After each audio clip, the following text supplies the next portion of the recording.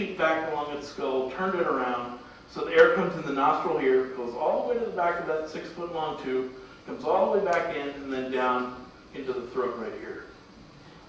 And we don't know why. Maybe because it's pretty.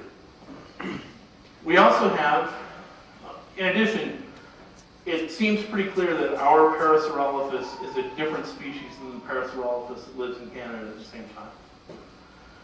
We have an armored dinosaur, which is also different but similar to the armored dinosaur that lives in Canada at the same time. We have dome-headed dinosaurs, the Pachycephalosaurs, also which live in Canada, but ours are unique from theirs as well.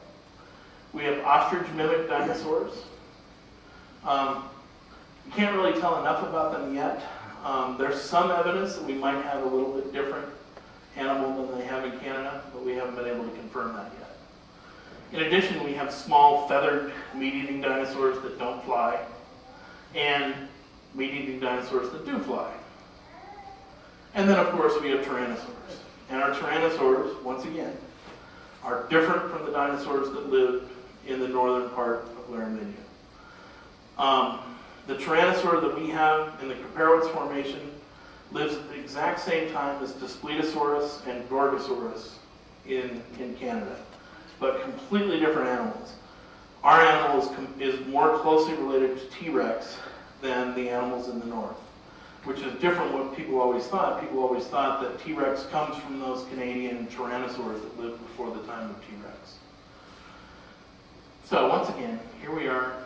Here's Laramidia, this strip of land in the western North America. Here's all these formations. I'm going to recap just some of the taxa that have been found in the last few years, which completely is, that's interesting.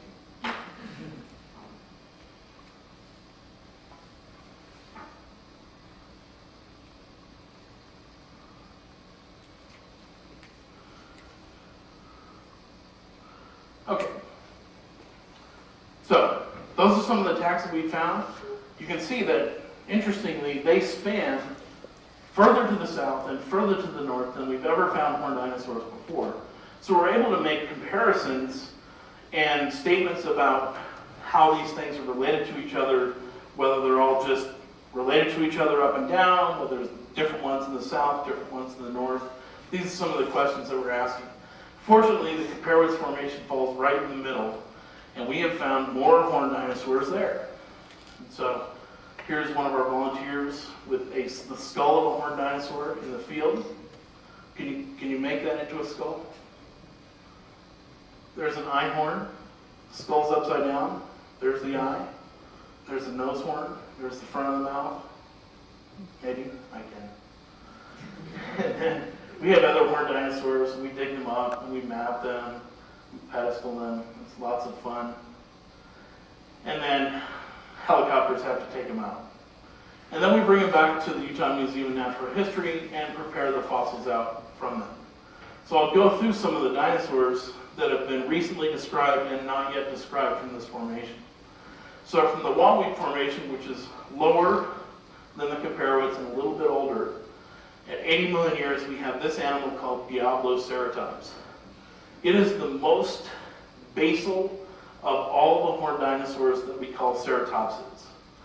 So it's actually the lowest on the family tree of horned dinosaurs of any of the Centrosaurs or Chasmosaurians. This actually is a Centrosaurian because it has a short frill and it has a very short side of the frill.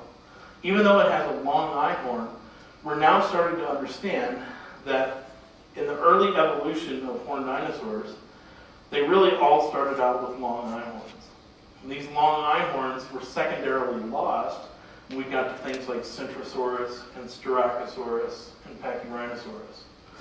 So this is really giving us a picture of what the Centrosaurians came from. This has a nose like a Centrosaurian with a big bulbous round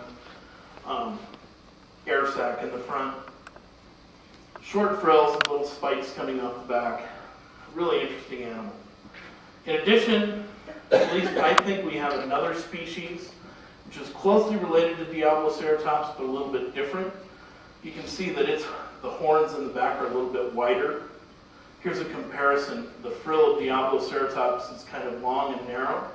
This thing has a wider frill with wider horns. And they're both the same scale, so we really don't think this is a product of growing up in ontogeny.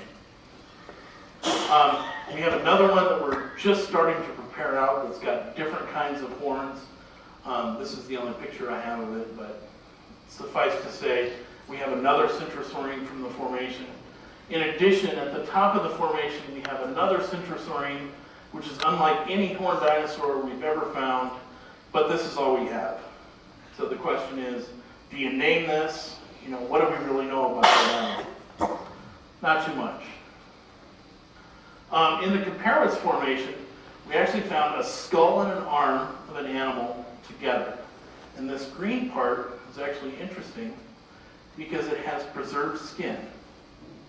So the forearm of this animal still had the skin and scales, or impressions of those scales, preserved on it. The animal's really bizarre. This is what it looks inside view. This is a centrosaurine. It's got a short frill with really no real adornments. It's got short little horns on the back, but it's got super long horns above its eyes. Not really any kind of nose horn to speak of, and then a really big nose. There's some missing parts thrown in from other animals. This is what it looks like from the top. The most forward point of the skull is the tip of the horns. This is the Texas Longhorns of centrosaurians. It's by far got the longest horns of any centrosaurian ever known. You would never have predicted this, but here it is. So the skull looks a lot like this. The skeleton looks like this, with the brown parts being the things that we found. So this is one that we're going to hope to name this year. In addition, there's another centrosaurine we don't really understand very well. This is what the frill looks like, but it's got really, really tiny holes in the frill. So if we compare this to this thing, which I just showed you, you can see that the holes in the frill are really, really big, whereas these holes are just tiny. So we're hoping to find more of this and eventually name it. You can see that this is actually bigger than this. Some people have said that as ceratopsian dinosaurs grow up, they start with really small holes in the frill, and then as they get bigger, the holes in the frill get bigger.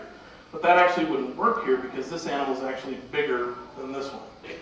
So to go from this to this, you would actually have to grow new bone in the middle, which is something that we haven't seen happen before. So we're pretty confident either this is some sort of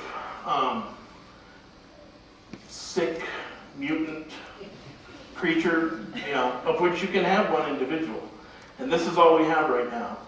But we have a couple of skulls still in the field that we're going to go try to helicopter out this spring, and we're hoping that one of them is this kind. In addition, we just described a new horned dinosaur, which is a chasmosaurine, not a centrosaurine, from the Comparis formation. Doesn't look like much, but we actually have 90% of the skull, just in tiny little pieces. All of the skulls that we found of this animal, of which we have about 8, are completely destroyed. One skull, this one right here, is about 80% complete. But it's like the animal stepped on a landmine.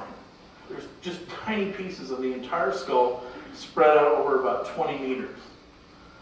But when we piece it together, the animal looks something like this. There's the illustrations from the paper.